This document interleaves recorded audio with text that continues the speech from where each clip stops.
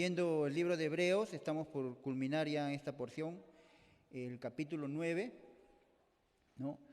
Y que en esta noche vamos a ver del 21 hasta el versículo 28, y ahí termina el capítulo 9.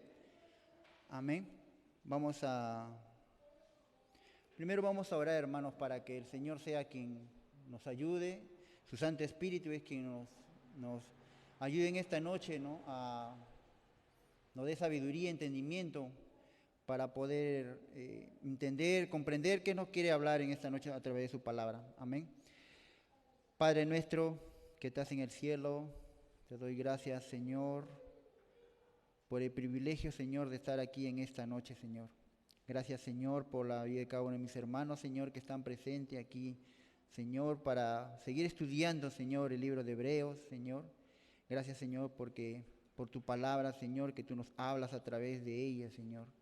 Ayúdanos, Señor, en esta noche, a través de tu Santo Espíritu, a poder entenderla, a poder comprender, Señor, qué nos quieres decir, Señor, qué nos quieres enseñar en esta noche, Señor. Te pido, Señor, que tú me ayudes también, Señor, a través de tu Santo Espíritu, Señor, seas tú dirigiendo, hablando, Señor, a tu iglesia, a través de mi persona, Señor. Úsame, Señor. No soy merecedor, Señor, de estar aquí, Señor, pero por tu gracia, Señor, por tu misericordia, estoy aquí, Señor, delante de tus hijos. Gracias, Señor. Pasa, Señor, carbón encendido por mis labios, Señor. Purifícalos, Señor. Te doy gracias, Señor, en el precioso nombre de tu Hijo Jesús. Amén y amén. Vamos a leer, hermanos, del versículo 21 al versículo 28. Amén. Y dice, la palabra del Señor dice, y además de esto, roció también con la sangre el tabernáculo y todos los vasos del ministerio. Y casi todo es purificado según la ley con sangre, y sin derramamiento de sangre no se hace remisión. Fue pues necesario que las figuras de las cosas celestiales fuesen purificadas así, pero las cosas celestiales mismas con mejores sacrificios que estos. Porque no entró Cristo en el santuario hecho de mano, figura del verdadero, sino en el cielo mismo, para presentarse ahora por nosotros ante Dios, y no para ofrecerse muchas veces, como entra el sumo sacerdote en el lugar santísimo cada año con sangre ajena. De otra manera le hubiera sido necesario padecer muchas veces desde el principio del mundo. Pero ahora, en la consumación de los siglos, se presentó una vez para siempre por el sacrificio de sí mismo, para quitar de en medio el pecado. Y de la manera que está establecido para los hombres que mueran una sola vez, y después de esto el juicio. Así también Cristo fue ofrecido una sola vez para llevar los pecados de muchos, y aparecerá por segunda vez sin relación con el pecado para salvar a los que le esperan. Amén. Tomen asiento, más hermanos.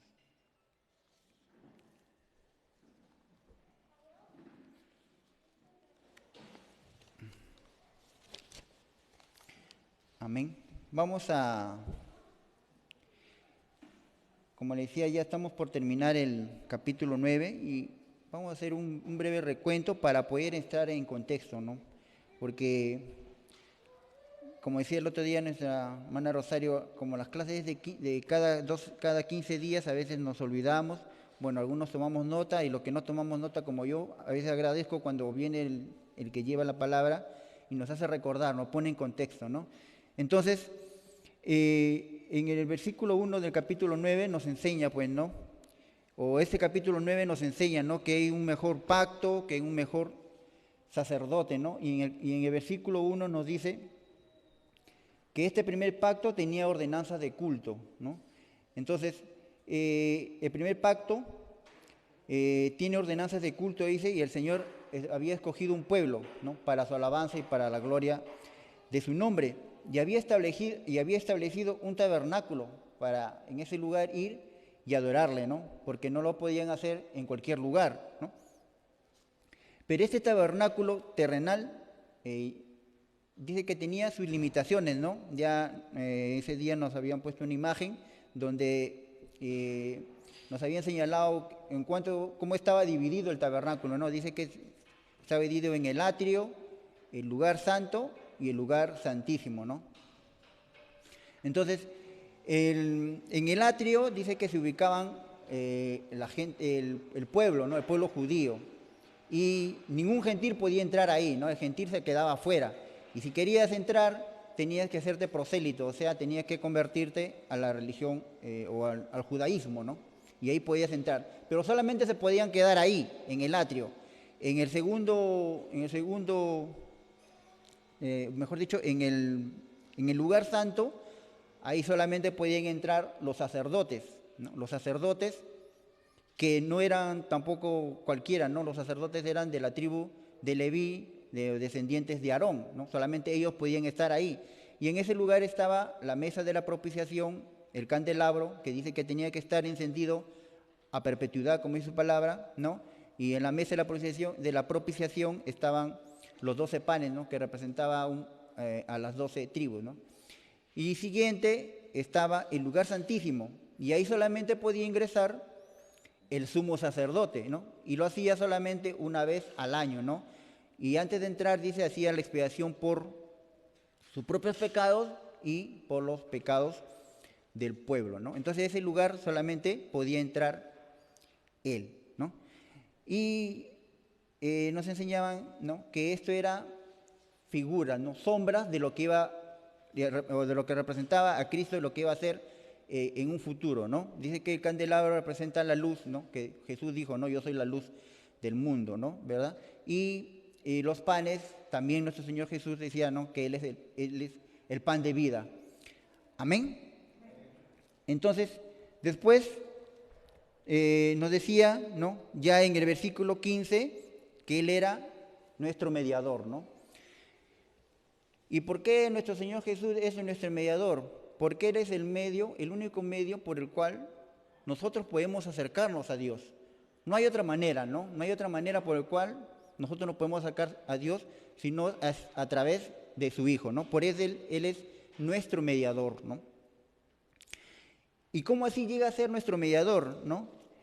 Y empieza a explicar, pues, no sé, el autor de Hebreo, desde el versículo 11, ¿no? Dice, ¿no? Pero estando ya presente Cristo, sumo sacerdote de los bienes venideros, por el más amplio y más perfecto tabernáculo, no hecho de manos, es decir, no de esta creación, y no por sangre de machos cabríos ni de becerros, sino por su propia sangre entró una vez para siempre en el lugar santísimo, habiendo obtenido eterna redención. Entonces, Él, nuestro Señor Jesús, es nuestro mediador, porque Él es el que entra, dice, no al santuario hecho de mano, dice, no hecho de mano, ni de esta creación. Y no entra con sangre de machos cabríos ni becerros, sino dice que entra con su propia sangre, ¿no? Él da su vida, da su sangre, dice, su propia sangre para entrar al lugar santísimo, para darnos eterna redención. Y luego dice, porque si la sangre de los toros y de los machos cabríos y las cenizas de la becerra rociadas a los inmundos santifican para la purificación, dice, cuánto más la sangre de Cristo, el cual mediante el Espíritu eterno se ofreció a sí mismo sin mancha a Dios. Limpiará, dice, vuestras conciencias de obras muertas para que sirváis al Dios vivo. Entonces nuestro Señor es nuestro mediador, porque Él entró, dice, a un tabernáculo no hecho de manos, y no entró como entraban los sacerdotes, ¿no? Con el sumo sacerdote, con sangre de un animal, ¿no? Sangre ajena, sino nuestro Señor entró con su propia sangre, ¿no? Él dio su propia sangre al lugar santísimo para tener la eterna redención para nosotros, ¿no? Por eso Él es nuestro mediador. Y a partir del versículo 16, el autor de Hebreos pone un ejemplo, ¿no? Porque dice, ¿no? Porque donde hay testamento, dice, es necesario que intervenga muerte del testador, porque el testamento con la muerte se confirma, pues no es válido entre tanto que el testador vive. Aquí en el versículo 15, donde dice, así que por eso es mediador de un nuevo pacto, ese tema ya lo habíamos visto anteriormente, ¿no? En el capítulo 8, pero aquí le agrega algo, ¿no? Dice que para que interviniendo muerte para la remisión de las transgresiones que había bajo el primer pacto, los llamados reciban la promesa de la herencia. Entonces, para que una herencia o para que alguna persona reciba una herencia de parte de su padre, por decir, ¿no? Poniendo un ejemplo, ¿no? Este padre le quiere dejar, no sé, una casa, un terreno a un hijo y lo pone en un testamento diciéndole que él es el heredero, ¿no? Pero esa persona, ese hijo, solamente se va a hacer, va a tomar esa herencia cuando el padre muera, ¿no? ¿Verdad? Cuando el padre muera recién, ¿no? Mientras tanto, así hay un testamento, así esté firmado por el padre, si el padre está vivo, no se puede hacer, no puede recibir, ¿no? Ese terreno o esa casa, ¿no? Asimismo, ¿no? Tuvo que morir nuestro Señor Jesús, tuvo que morir para que nosotros recibiéramos la promesa. ¿Y cuáles eran la promesa? En el versículo 8, o en el capítulo 8, nos da unas promesas, ¿no? Para nosotros, ¿no? Donde dice: pondré mis leyes en la mente de ellos y sobre su corazón las escribiré. Y seré a ellos por Dios, y ellos serán a mí por pueblo, dice, ¿no? Y ninguno enseñará a su prójimo, ni ninguno a su hermano, diciendo: conoce al Señor, porque todos me conocerán, desde el menor hasta el mayor de ellos. Porque seré propicio a sus injusticias, y nunca más me acordaré de sus pecados y sus iniquidades. Esa era la promesa que el Señor nos había hecho, ¿no? En el nuevo pacto. Entonces, pero tenía que morir nuestro Señor Jesucristo, nuestro Señor Jesús tenía que morir para que nosotros adquiriéramos esas promesas, para que nosotros obtuviéramos esas promesas, ¿no? Por eso acá dice, ¿no?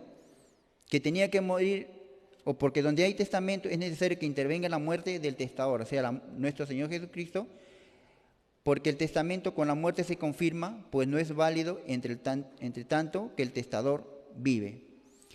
Y en el 18 dice: de donde ni aún el primer pacto fue instituido sin sangre, porque habiendo anunciado Moisés todos los mandamientos de la ley a todo el pueblo, tomó la sangre de los becerros y de los machos cabríos con agua, lana, escarlata y hisopo, y roció el mismo libro y también a todo el pueblo.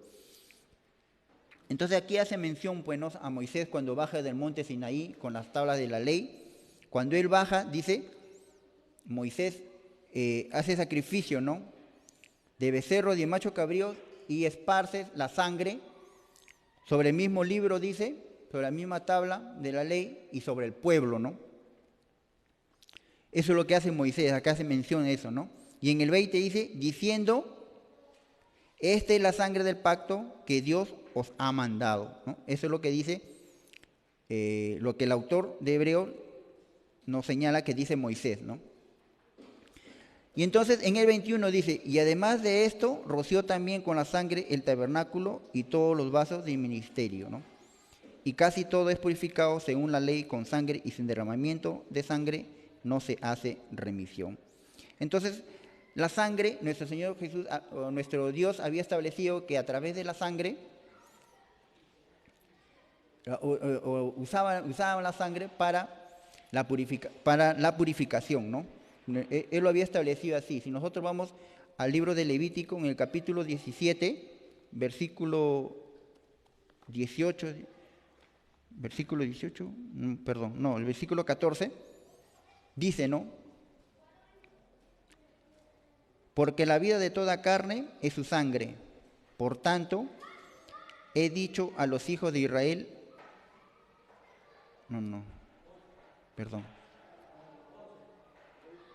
Sí, 11, perdón, me había marcado mal. 11. Porque la vida de la carne en la sangre está, y yo os la he dado para hacer expiación sobre el altar por vuestras almas, y la misma sangre hará expiación de las personas. Entonces nuestro Señor había establecido, ¿no?, que a través de la sangre iba a haber la expiación de nuestras almas, dice, y la expiación de cada persona, ¿no? O sea, la purificación de cada persona. Y la sangre también iba a ser utilizada para purificar todo lo que se usaba dentro del tabernáculo, ¿no?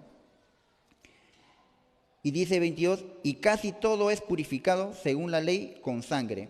Acá dice, y casi todo, porque si nosotros vamos a la palabra, algunas cosas eran purificadas con agua y otras cosas con fuego, ¿no?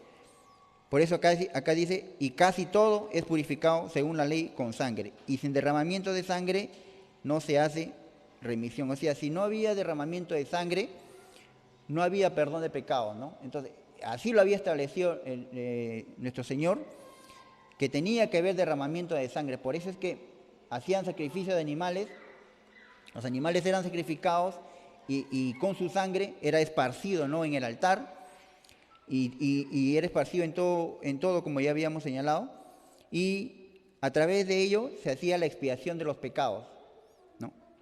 Primeramente del pecado del sacerdote, del sumo sacerdote, y después por las del pueblo. Amén.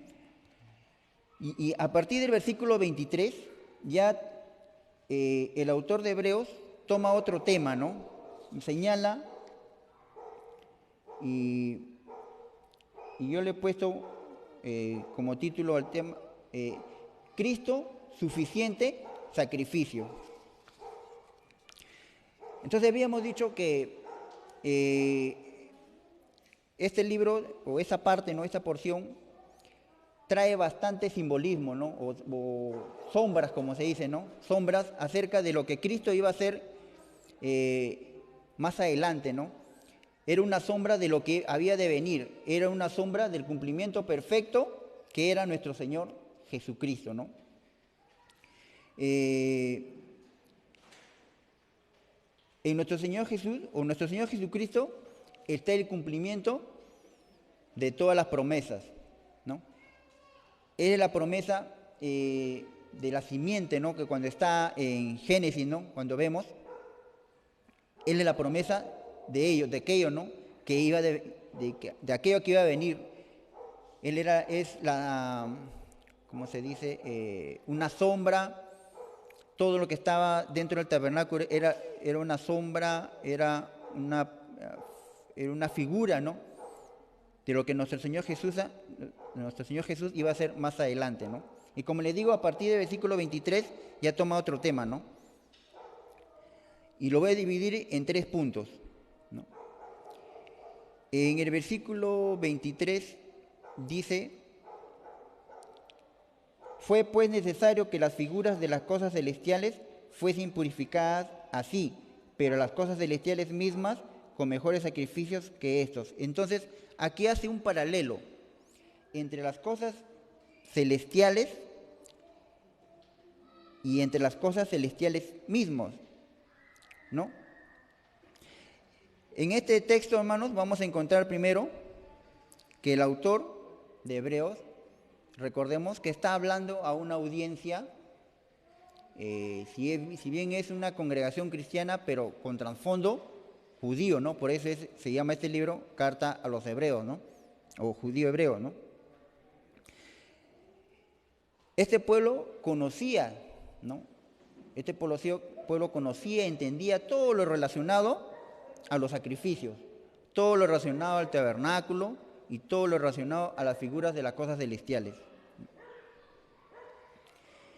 Y él aquí, ¿no?, el autor de Hebreos, después de que nos ha venido hablando en los textos anteriores acerca de cómo se purificaban con sangre todos los utensilios en el tabernáculo, cómo se purificaban todas las cosas, va a decirnos aquí que era necesario que las figuras celestiales fueran purificadas de la misma forma, es decir, con sangre de cordero y con la sangre de becerro, ¿no? Pero además hay algo aquí que vamos a encontrar que dice que las mismas cosas celestiales con mejores sacrificios que estos. Es decir, que nos da a entender que las cosas celestiales mismas debían ser purificadas. Y este es el paralelo que hace, ¿no? Y nos puede hacer pensar o hacer meditar que cómo así las cosas celestiales tienen que ser purificadas.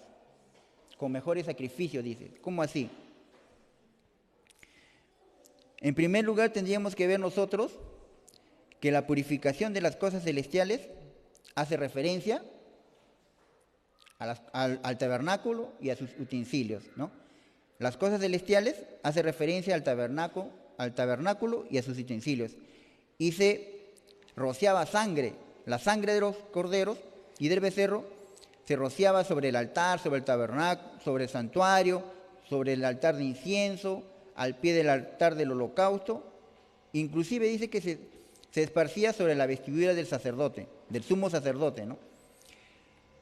Sobre el propiciatorio, para que después de esta purificación de sangre, este sumo sacerdote pueda entrar al lugar santísimo, ¿no? Y en este lugar pudiera ser la expiación de los pecados de él, los pecados propios y los pecados del pueblo, ¿no? Y para que fuera cubierta el pecado y la ira de Dios no cayera sobre el pueblo, ¿no? Ahora, esta purificación para nosotros debe quedar clara, ¿no? Si nosotros comprendemos y entendemos que sin derramamiento de sangre no hay perdón de pecados, que sin derramamiento de sangre de cordero o de becerro, que simbolizaban, como le dije antes, el sacrificio perfecto de nuestro Señor, estaba simbolizando, ¿no? Era una figura, era una sombra de lo que nuestro Señor Jesús iba a hacer más adelante. Quien es Él quien a través de su sangre nos lavó, nos limpió, ¿no?, de todo pecado. Él fue el sacrificio perfecto. Ahora debemos entender nosotros cómo es que las cosas celestiales, ya vimos las cosas,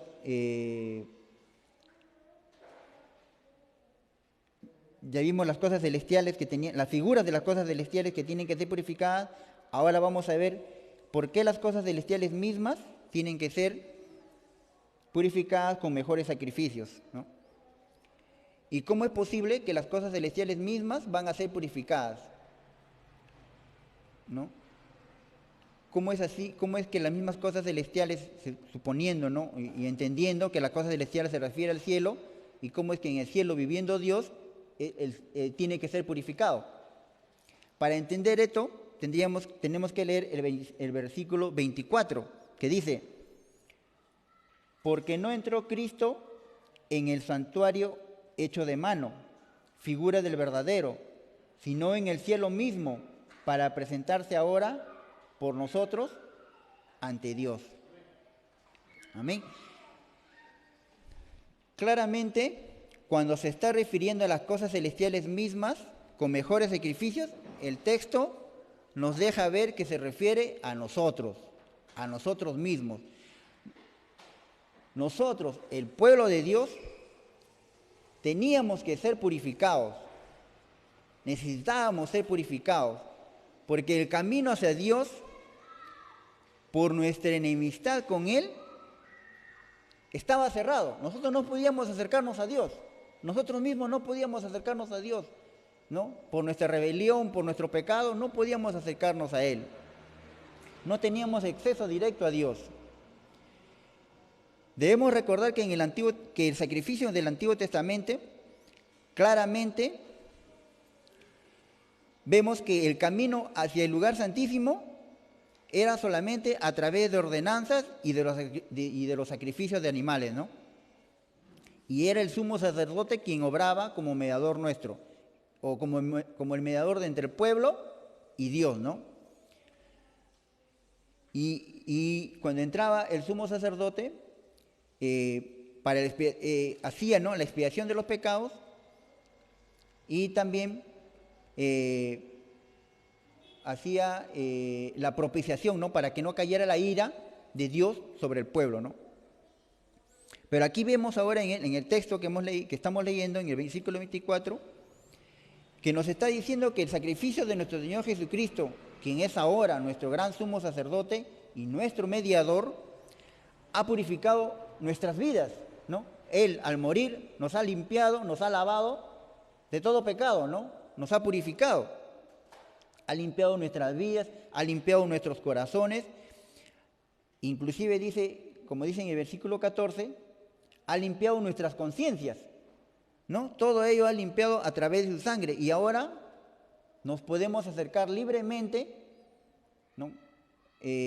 Ante su trono de gracia, ¿no? Amén. Entonces vemos que nuestro Señor Jesucristo, como nuestro mediador, ofreció su vida, ya lo vimos, derramó su sangre, dándonos entrada al lugar santísimo, aquel lugar donde solamente podía entrar el sumo sacerdote y una vez, y solo una vez al año. Ahora nuestro Señor nos permite, a través de la obra de nuestro Señor Jesucristo, a través de su muerte, a través de que Él nos ha lavado con su sangre, nos ha limpiado, nos ha purificado, tenemos acceso directo al trono de gracia. Recordemos que cuando nuestro Señor Jesús murió, ¿no? Eso nos decían la semana pasada, murió, dice que el velo se rasgó de arriba hacia abajo, ¿no? Diciéndonos, dándonos a entender nuestro Dios de que ahora podíamos entrar al lugar santísimo donde no teníamos acceso, podíamos entrar libremente, ¿no? Amén. Entonces, la sangre de Cristo vino a ser entonces el fundamento de nuestra entrada al cielo. Sin la sangre de Cristo, Dios no nos abre el cielo. Si Cristo no viene y nos limpia de pecado, nosotros no podemos tener acceso al cielo. No somos aceptos, dice, ¿no?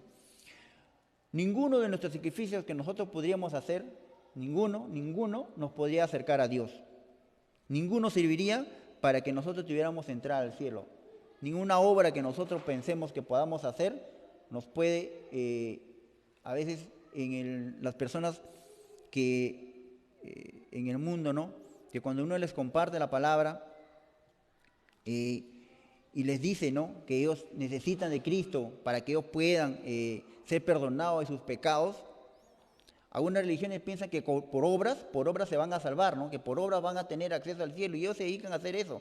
Claro, es bueno hacer obras, ¿no? Pero eso no nos va a dar la entrada al cielo. Lo único que, como nos dice aquí, lo único que nos da entrada al cielo es a través de Cristo, ¿no? A través de Cristo solamente nosotros podemos tener acceso al cielo, ¿no? Porque Él con su muerte, nuestro Señor Jesús con su muerte, nos limpia, nos purifica para que nosotros podemos entrar a la presencia de Dios, ¿no?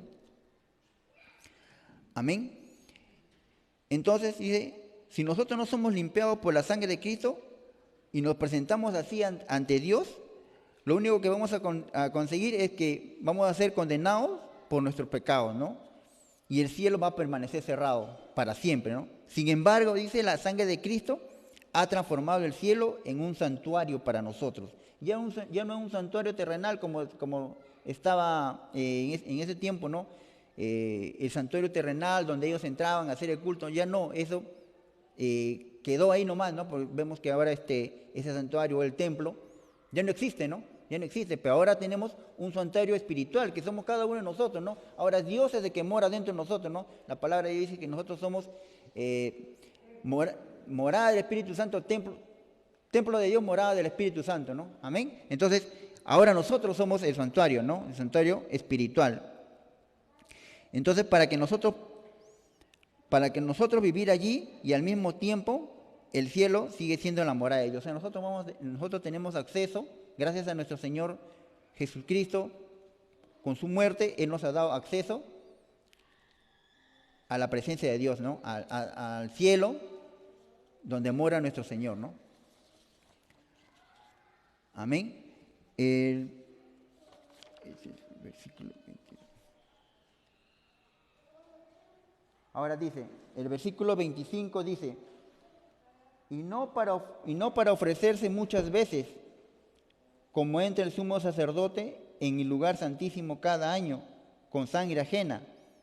De otra manera, le hubiera sido necesario padecer muchas veces desde el principio del mundo, pero ahora, en la consumación de los siglos, se presentó una vez para siempre por el sacrificio de sí mismo para quitar en medio del pecado. Entonces, el primero le había dicho que era un paralelismo, ¿no? Entre las cosas celestiales y las cosas celestiales mismas, ¿no? Es decir, un paralelo. Y ahora acá, el segundo punto, que quería hacerles ver era la suficiencia del sacrificio de Cristo, ¿no?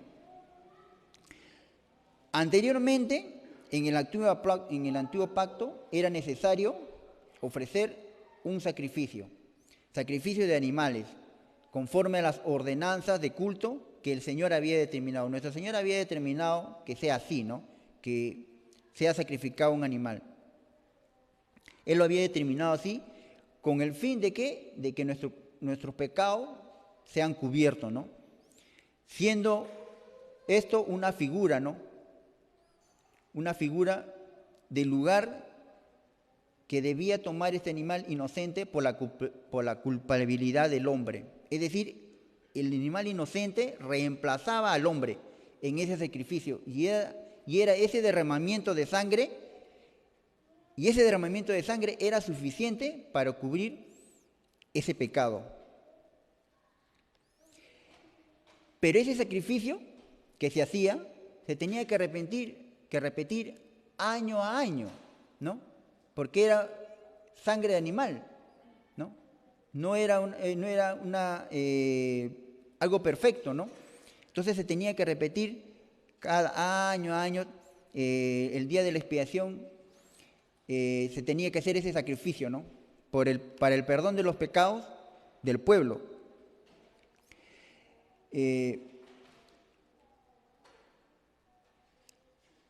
Ahora, entonces nosotros sabemos que hay una forma determinada por nuestro Dios en este sacrificio, ¿no? Que era una figura de lo que había de venir. En cambio, ahora, cuando nuestro Señor vino, dice, se ofreció un mejor sacrificio, el derramamiento de su sangre, para que nosotros fuéramos limpiados con su sangre misma. Y este sacrificio fue suficiente.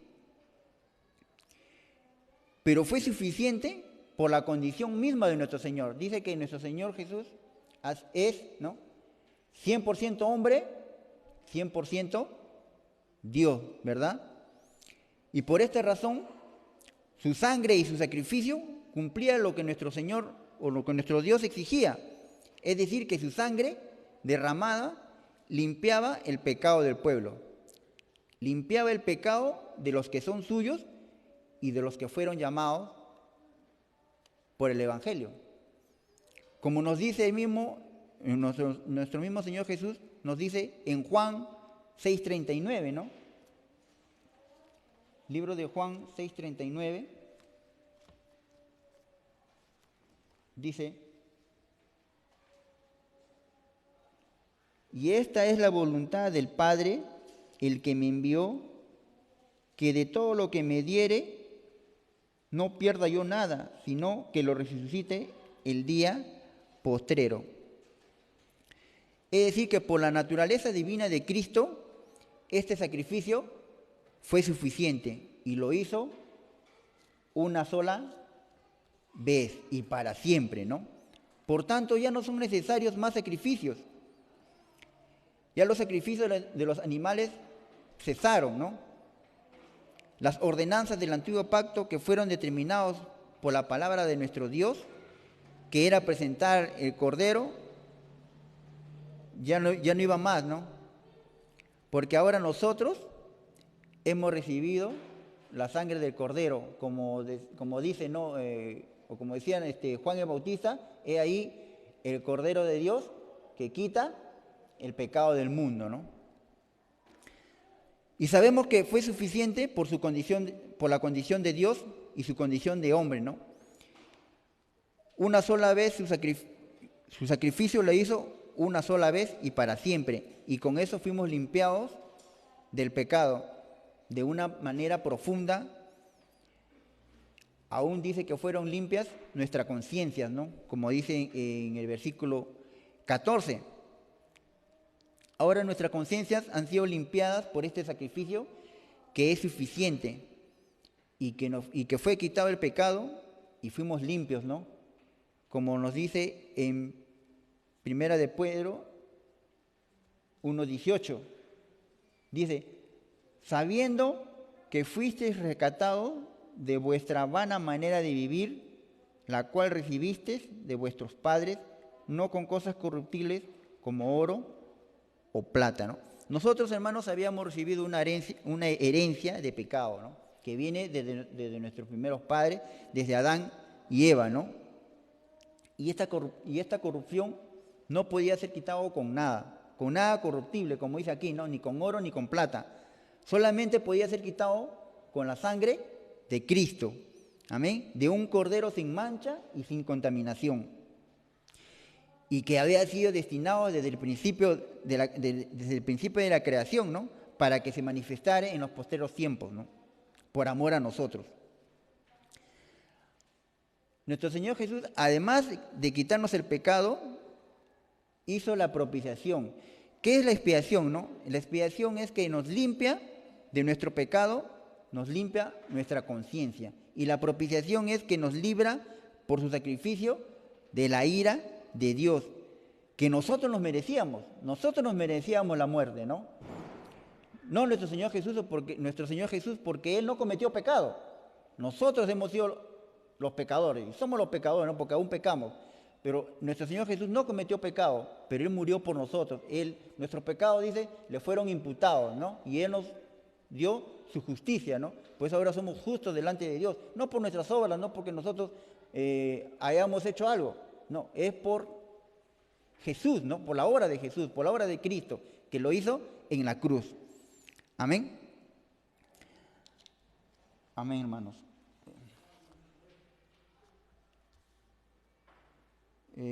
Luego dice, versículo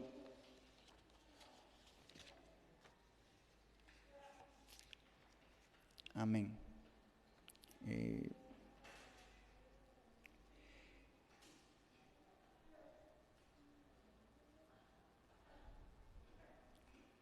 Ahora dice, dentro de este texto que estamos leyendo, hermano, ya hemos analizado cómo las figuras de las cosas celestiales tenían que ser purificadas. Cómo viene una purificación de las cosas celestiales mismas, haciendo referencia a que somos nosotros, ¿no? Que nosotros teníamos que ser limpiados para poder entrar al lugar santísimo. Teníamos que ser purificados para poder entrar a la presencia de Dios. Y hemos visto que el sacrificio de Cristo es suficiente, ¿no? Porque Él lo hizo una sola vez y para siempre. Y claramente el texto nos ha dejado que el sacrificio de Cristo fue hecho una sola vez y es suficiente. Y ahora vamos a ver el tercer punto, que está en el 27 y el 28, que nos deja ver la primera y la segunda venida de Cristo. Amén. Dice, y de la manera que está establecido para los hombres que mueran una sola vez y después de esto el juicio. Así también Cristo fue ofrecido una sola vez para llevar los pecados de muchos y aparecerá por segunda vez sin relación con el pecado para salvar a los que le esperan. Nosotros vamos a ver, hermanos, aquí dos aspectos importantes. Primero, la encarnación de nuestro Señor Jesucristo, es decir, la primera venida de Cristo, ¿no? Su primera venida fue en estado de humillación, ¿no? Como lo podemos leer en Filipenses 2.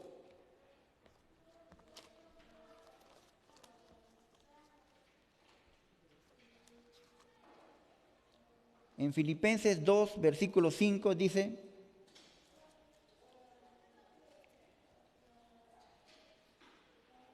Filipenses 2, 5, no, perdón, no está mal.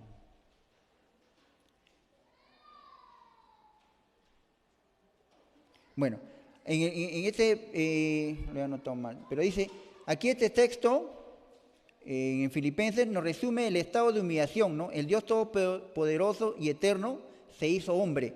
Siendo en forma de Dios, no estimó, sino que se despojó, se vació, como dice, ¿no? Como se dice en una enseñanza, y tomó la forma de siervo, hecho semejante a los hombres, ¿no?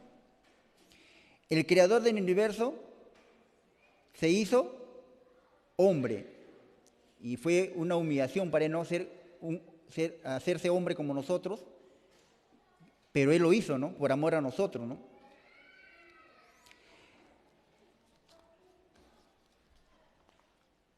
Aquí podemos ver, hermanos, en este texto que dice, y de la manera que está establecido para los hombres que mueran una sola vez y después juicio.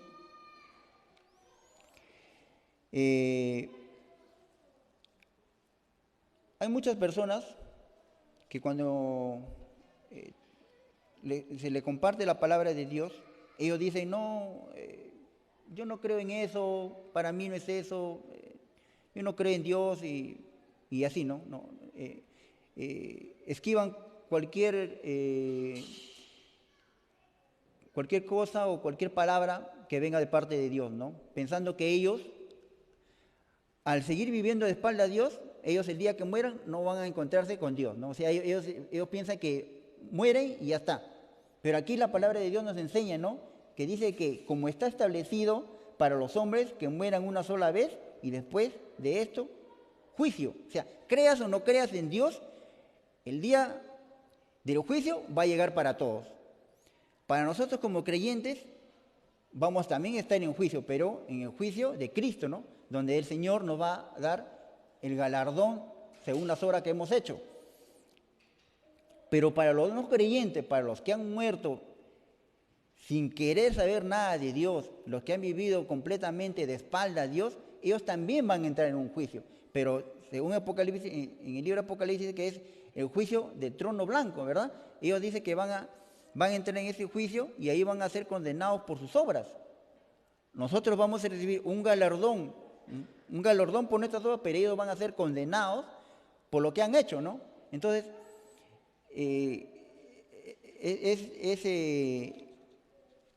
no se puede entender, ¿no? Que ellos puedan pensar, ¿no? Que porque aquí eviten conocer de Dios o eviten hablar de Dios o que les compartan la palabra, ellos piensan que ahí va a quedar todo. Aquí la palabra del Señor nos dice, ¿no? Seas ateo, seas agnóstico, sea lo que sea, algún día vamos a estar delante de Dios y Dios va a hacer un juicio, ¿no? Un juicio a nuestras vidas. Amén. Entonces aquí podemos también ver la encarnación de Cristo, ¿no?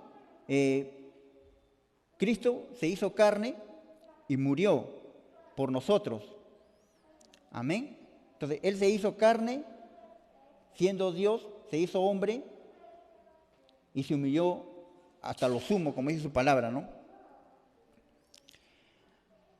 Y dice, así también Cristo fue ofrecido una sola vez para llevar los pecados de muchos. Así como todo hombre muere una sola vez, Cristo también murió una sola vez para llevar los pecados de muchos, dice. Aquí un comentarista decía, ¿no? Que debemos notar que no dice el pecado de todos, sino dice el pecado de muchos. No dice de todos, pues, hermano, porque todos no van a creer, ¿no? Todos no creen, ¿no? Algunos van a, por más que uno le comparta, no quieren creer en Dios o aceptar la palabra de Dios, o no quieren recibir la salvación, ¿no? Por más que se le diga que la salvación es gratis, que la salvación está ahí para que ellos también puedan, el día que partan de este mundo, vivir con Cristo, ellos no lo quieren aceptar. Entonces, por eso acá dice, ¿no? Para llevar los pecados de muchos, y no dice de todos, bueno. Amén. Y dice que aparecerá por segunda vez sin relación con el pecado para salvar a los que le esperan. Entonces, aquí viene una promesa de nuestro Señor Jesús, ¿no? Dice que viene una promesa de que el Señor, una vez muerto y luego resucitado, vendrá por segunda vez. Pero esta vez ya no va a venir con relación al pecado, o sea, ya no va a venir a lidiar con el pecado, a limpiarnos de pecado, ya no va a venir a eso ya. Ya eso ya lo hizo la primera vez, ¿no? Por eso murió en la cruz por nosotros. Vino en forma de hombre y se humilló y murió. Y la segunda vez que venga, ya no va a venir con relación al pecado, sino para salvar a los que le esperan. Va a venir por su iglesia, va a venir por nosotros, ¿no? Va a venir por los creyentes, por ellos va a venir, ¿no? para los que para los que no lo han negado, ¿no? Para los que creyeron. Y para los que no creyeron, a los que creyeron le dará vida eterna y a los que no creyeron la muerte eterna, ¿no? Eso está eso está establecido así, ¿no? A los que creyeron, vida eterna, y a los que no creyeron, muerte eterna. Amén. Entonces, hermanos, aquí vemos, pues, ¿no?, una promesa de parte de nuestro Señor de que Él vendrá por segunda vez, ¿no? Amén. Entonces, hermanos,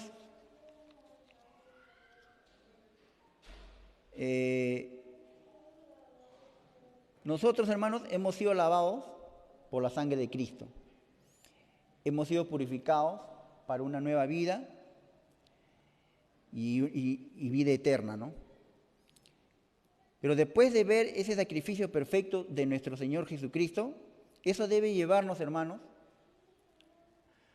a afianzarnos y a confiar más en nuestro Dios, ¿no? Por la obra que ha sido hecha por Él, por nosotros, por su pueblo, por su iglesia, ¿no? Hemos sido purificados por un único sacrificio y que es para siempre, por toda la eternidad. Y debemos tener la esperanza, hermanos, de que nuestro Señor, así como lo ha prometido, un día vendrá por segunda vez, vendrá por su iglesia.